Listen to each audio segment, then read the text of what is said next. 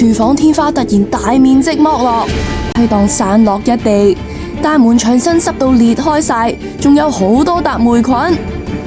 佢呢度如果佢唔咁樣封呢，就真係好似開水喉咁樣滴水落嚟嘅。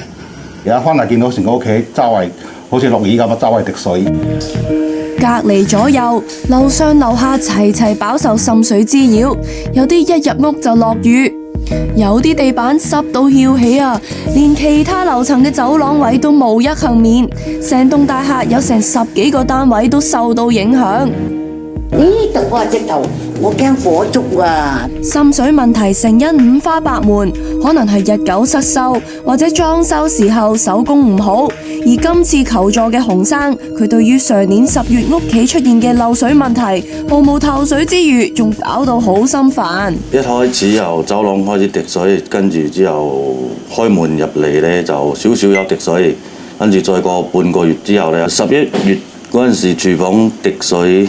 又開始滴埋之後，就成個板甩落嚟，成個天花板跌落嚟。哇！啲批檔跌到一地都係碎，好彩當時冇人喺廚房，唔係實中頭獎啊！而近門口天花位，洪生就用垃圾膠袋封住，開個窿喺地下放幾個桶收集水珠。幾個鐘頭就一桶水，幾個鐘頭就一桶水㗎啦。咁又去唔到做嘢，而家去做嘢呢，屋企就一定要留人喺度嘅。呢種 DIY 引流方法，就算未清走晒啲水，都搞到個人心力交瘁。但最令洪生一家精神爆煲嘅係呢件事。沖涼嗰陣時咧，突然間嘣咁樣，跟住唔知發生咩事咯，成個黑晒，跟住好驚咯。廚房同埋個廁所啲燈咧已經開唔到啦，已經一開就嗰時開嗰陣時，你啪一聲跳晒掣，開之後就開唔到啦，已經係真係好嚴重。而家煮唔到飯，沖唔到涼。每一次翻嚟咧，一入到門口咧就好驚㗎，好心驚膽跳㗎，真係唔知係驚咧，唔知個天花幾時會跌落嚟，跌落嚟唔知會整親邊個。你喺街度都唔想翻屋企啊！翻嚟見到成個屋企周圍好似落雨咁啊，周圍滴水，因為真係好辛苦㗎係。洪生嘅單位喺3樓，依家啲水漬延伸到客廳，天花板除咗冒出多笪霉菌，仲有剝落嘅痕跡。飽受滲水滋擾嘅洪生決定同樓上對質。我都揾過佢，揾過樓上嘅業主好多次㗎啦。佢話佢漏水唔會影響到我咯，即係佢話一直話唔關佢事咯。事後洪生同法團反映，先知多個單位都有漏水，咁巧都係洪生單位嘅樓上同樓下，而洪生樓上嘅4樓走廊直頭係重災區啊！地下濕立立咁，四圍都係水凼，哇！啲水多到好似洗地咁啊！出入嘅話呢，就可能要自己小心咯。如果唔係嘅話，可能即係你行入屋企啦，可能你整濕自己地下嗰啲又污糟啊咁樣咯。咁其實住喺嗰邊嘅都影響會再大少少啦。咁其實佢都會自己擺翻啲刮水嘅，自己喺度成日喺度刮水，我有見到。我哋年紀大啦，我哋上落都唔方便嘅。咁如果再係濕嘅話，我哋真係好危險。到底有幾危險？洪生住緊嘅新蒲崗呢一棟7層高嘅唐樓，原來樓齡超過60年，唔知咁多住戶同時漏水同大廈老化有冇關呢？我哋揾嚟香港樓宇安全學會會長何巨業了解。我哋見到樓下隔2層比較成地係水個位置啦，同埋對上一層個天花有啲濕氣嘅位置，其實都喺呢個範圍嘅。咁就如果你直接喺啲水流入去咧，呢個天面應該比較殘舊。舊得嚟，但係不至於完全咁破損。咁我估計就經天台直接流落嘅機會比較微啦。咁亦都我見到有啲水喉咧，外牆見到水喉咧都老化。我哋都見過一個水喉咧就喺度滴緊水添，所以我覺得呢啲喉管其實都可能好多年啦。所以有機會啲喉管漏水嘅機會都有。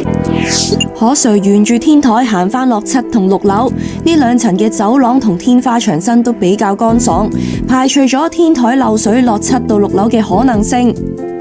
我哋再到5樓，見到天花好乾，而地面都冇水漬，淨係地台位有啲濕。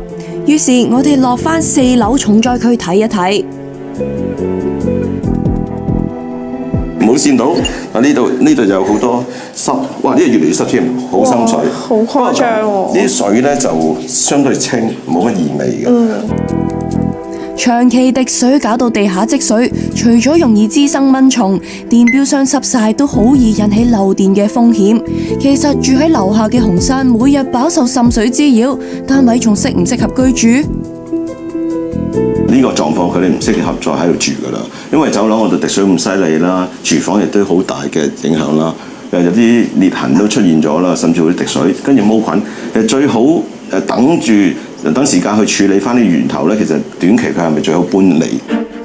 我哋到紅山對上嘅4樓單位了解，屋主唔肯開門，但喺我哋嘅再三追問之下，佢就咁講：你哋地台有冇濕啊？有啊，有濕啊？有滴水落嚟咯。我屋入邊係上面滴落嚟嘅水。牆身咧，外牆嗰邊牆身有冇濕啊？牆身有咯，開始有變黃咯，有嗰啲。係，但嗰啲牆壁已經開始係喺度滲緊水咯。明白，樓上有水滲緊你嘅意思。我地台係冇水滲出嚟嘅。好明白，但係你知道你個水管可能有輕微嘅滲漏，所以你想處理佢。水務署話有水錶有即係水務署俾咗意見你。佢哋，我哋換咗我哋嘅水管先。好，即係水務署已經睇咗啦。係，俾咗意見你。所以我究竟個源頭喺邊度，我哋唔知，但係我哋換咗我哋啲塵先，其他嘅等翻佢哋去搞。由於涉事單位屋主唔俾我哋入屋，於是我哋就試下向對面單位嘅業主了解下。呢度啊，鬆咗啦！哇，濕晒喎！你地下都鬆咗，同埋廁所都鬆咗。係今年咧就發覺有水，甚至咧嗰個走廊嗰度嗰啲水漏落嚟。哦，除咗呢一度咧，仲有冇其他位啊？見你牆身嗰啲廁所。連對面嘅單位都漏緊水，到底啲水喺邊度湧出嚟？我哋為咗尋根究底，揾嚟漏水專家 Tony 檢測大廈滲水嘅源頭。首先，我哋嚟到5樓去睇下。其實眼見個環境係乾嘅，咁但係喺牆身啦，我哋後邊呢個牆身咧，其實都有啲明顯嘅濕度喺度噶。你見到其實個牆身咧，我哋成日都講叫牆癌啊。咁其實呢啲係有水嘅問題咧，就引致啲水索咗上油漆度發生。其實呢個紅外線咧就睇到個熱咁嘅感應。咁你會分別會見到個單位咧，其實有水流出嚟。通常啲水向下走噶嘛，即係水向低流。咁所以其實正常有埋呢個面咧，啲磚咧就會擋咗啲水向下嘅。咁你而家呢個位咧就54，係啦，呢度51。咁即係正如我頭先咁講，你表面會見到乾，但實際其實已經濕晒啦個底。你而家見到呢個天花已經係爛咗啦，濕晒啦。晴晴，其實頭先咧，我哋上面都睇到啦，我哋而家呢邊都睇到個上面有一個好明顯嘅不正常低溫帶，即係話啲水咧就反而好有機會喺呢個單位流咗出嚟，跟住去咗埲牆身就向下行啦。咁所以引致咧，其實呢個單位或者往下嘅單位咧都漏水。源頭開始有啲眉目，咁大廈而家漏出嘅水質係污水定係淡水？嗱，測試睇得出嚟咧，其實睇翻個樽，其實如果純淡水咧就係全啡色嘅。咁而家咧，其實而家個試紙咧就反映咗一個全啡色就係淡水啦。咁阿蒙尼亞咧，如果有人體排泄物咧就藍色嘅。咁而家係冇變過色，係白色。咁即係話已經滴緊嘅水咧，已經係純水，即係純清水，就唔係鹹水啊，所有嘢啦。Tony，我哋而家睇咗咁多啦，其實漏水嘅源頭喺邊咧？嗱，其實我哋經過咗咁多嘅測試啦，喺5樓啦、4樓啦、3樓啦，咁其實喺一個源頭上面，我哋幾肯定5樓嗰個單位應該係漏水嘅源頭啦。真相大白，我哋嘗試到5樓單位查詢，但屋內就冇人應門。咁而家事主可以點做？嗱，其實而家個事主咧可以盡快聯絡水務署，希望佢盡快過嚟 check 水錶，check 4樓同5樓。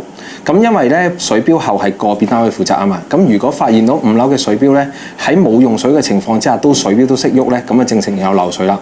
咁水務署當知道佢真係有漏水嘅時候咧，佢就會出信俾佢維修。其實洪生早喺上年10月尾都打咗電話去滲水辦求助，而職員上門了解之後就咁樣講。睇過之後咧，佢話呢個應該係嗰個食水喉嘅食水喉，咁佢就叫我哋揾嗰個水務署啦。咁佢滲水辦咧就將我哋個案就 pass 俾水務署嗰邊嘅。